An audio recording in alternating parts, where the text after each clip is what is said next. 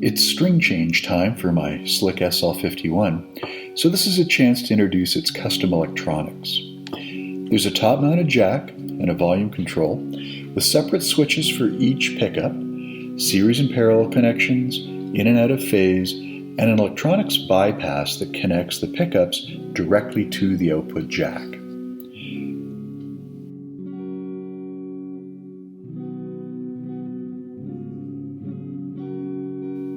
The electronics bypass is probably the most interesting feature, and when combined with the pickups in series, delivers the maximum output possible.